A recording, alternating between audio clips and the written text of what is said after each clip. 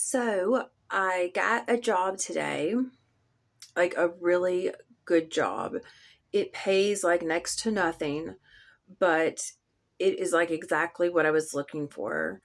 And I'm basically going to be like an advocate for people who are in a lot of the positions that I have been, or at least a lot of similar positions in the past. Um, as a result of everything, it's like, from my addiction, like all of these consequences came, like situational consequences, of like domestic abuse and, like being assaulted and just the whole, like, rabbit hole of consequences. But, because of what led to the addiction, it's like it all ties in together. And so I finally got this job where I can, like, maybe potentially like really do some good and actually like put my past to good use, like out in, the world to a degree. And the most amazing thing about the interview, it was awesome. Even like the setup, we met at a coffee house, like last minute they called to change it to a coffee house, which was so cool. And but at the end it was like, the dreaded question of da da da background check. And I was honest in this way that I had never been before. I had either flat out lied or just been like, yeah, I have these things. And every time I had been honest and forthright, I never got the position. And, I told them about it and they were like, well, what happened? And I kind of like gave the scenario of it. And I was like, God, I was kind of feeling like a little almost like grimy talking about it. Like, well, I was with my, at the time boyfriend, now, you know, ex-husband, abuser, narcissist, total piece of shit.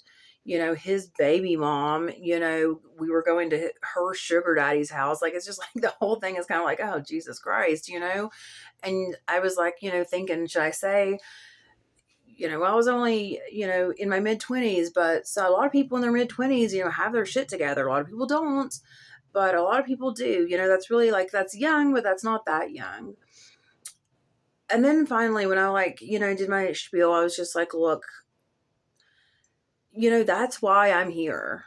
No one who's going to really have something to offer in the terms of advocacy or anything isn't going to really, have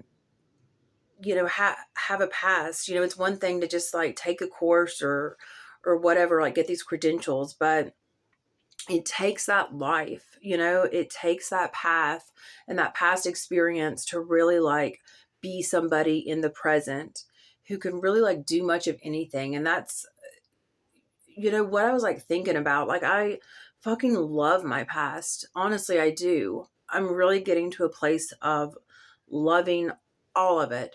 I'm like so grateful for every single aspect of it.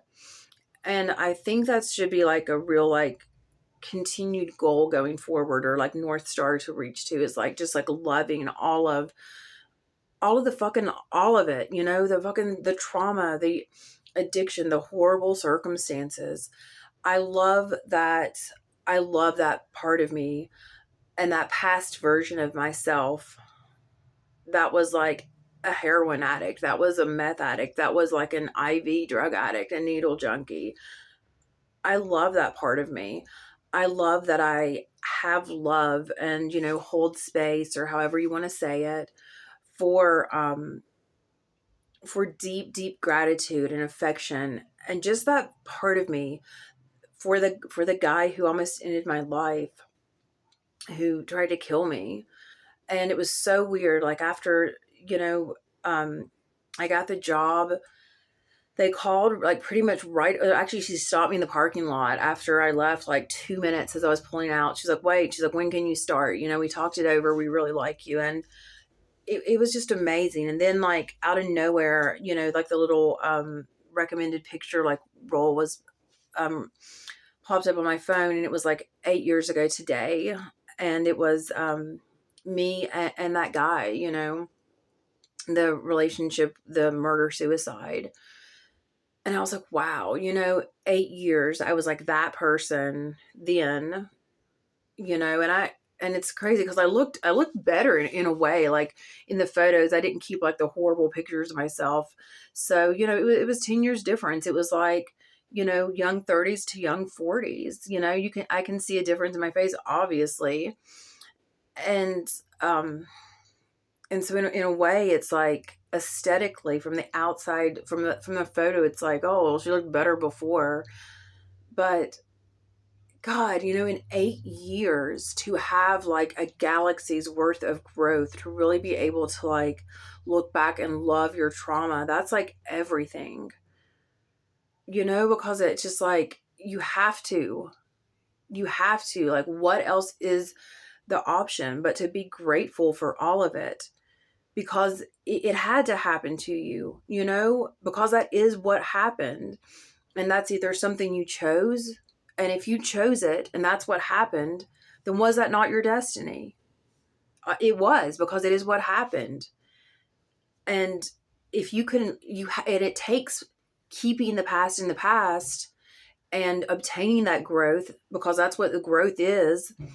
That's what this is all fucking about, is like being like, okay, what can I do with this now? How can I transmute this and use this as like the most beautiful fucking cosmic fuel? Having that growth now, it's that distance that is what it's all about. And to harness that growth and be that different person, you have to have the growth to look back with, admiration or affection, or kind of, like, oh, like you would, a small child, because you were in a lot of ways. And even if it's something fucking horrific that happened to you, it's what happened, so how can it not be part of your story that was meant to be part of your story, even when it's something that completely happened to you, an absolute, utmost injustice? If you lived through it, then it was part of your story. That's the fucking reason, the horrific event that you lived through. Well, why do these horrible things happen? That's the answer. So you can fucking live through it and do something with it. I mean, what's the point of anything without consciousness, and if you don't have like the free will to choose, what's the point of anything? So if you have free will and you have consciousness, you have life. I mean, if life is the point of life, I don't know like why I used to get so tripped up on like, what does this all mean, And I do know why, but it's hard to believe almost that we have all been, that I certainly was, so fucking brainwashed on like a cellular level to think like, that I couldn't live my own life, that I couldn't make my own decisions and like embody those decisions. And that is your life. That is you living your life as you go through life, making decisions consciously. And at the end of the day, you're either going to be accruing like some type of momentum in one direction or the other. And so, this is a fucking ghetto ass planet. This is, I heard that the other day, was like Earth is like the ghetto of the universe. And it's like, damn straight, but it has to be, it has to be fucking mucky and dirty. You have to be fucking born into the fucking, the sprawl and this squalor, so you can fucking dig your way out of it.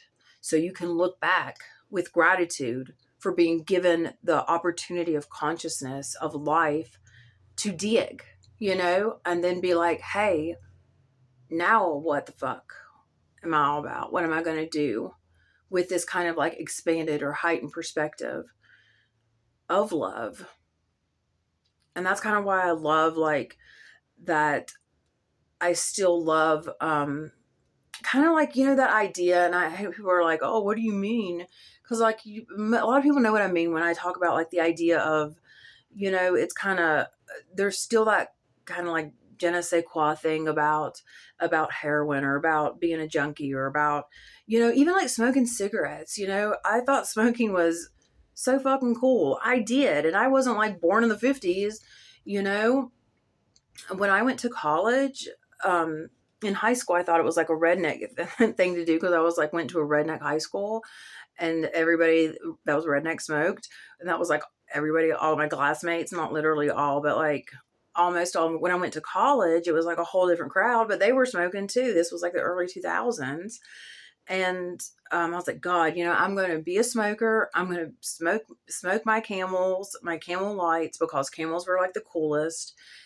And, I did. I thought it was so cool. And now, of course, it was like a big thing for me to buy like this little Ripple, this nicotine free vape, which I actually absolutely love. And I have like the patch, and I'm really like using it to try to follow the steps and not just like chew nicotine gum indefinitely or whatever, which I did for a time period until it really started giving me cavities.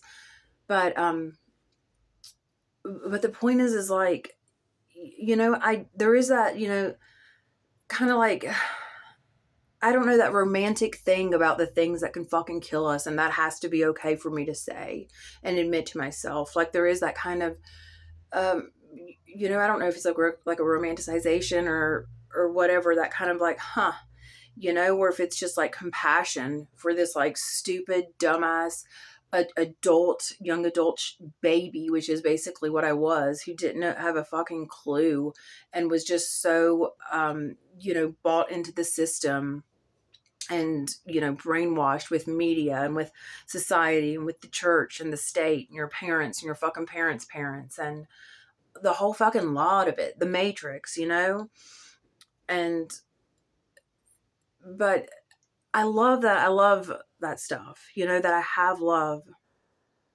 for heroin, for oxys, that I have those memories, that I have this be my life story, because like I said, embodying that and feeling that gratitude, the love and the gratitude can only come from experiencing it, coming out on the other side of it, and also having that distance of keeping it in the fucking past.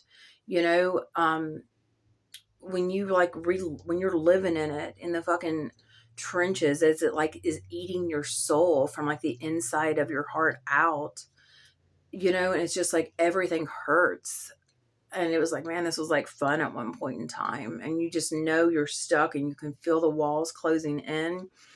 That's not like, oh, this is awesome. You tell yourself that, because we tell ourselves everything when we're like stuck in our trauma and we can't get out, we're like wallowing in it, therefore we can't get out, therefore we're wallowing in it. It's like all, wrapped up into one. But to really like be grateful, it is such a fucking beautiful thing. And that's, I think, where we need to be at, to just fucking love it all, appreciate it all, and keep it in the past and grow from it. But y'all take it easy.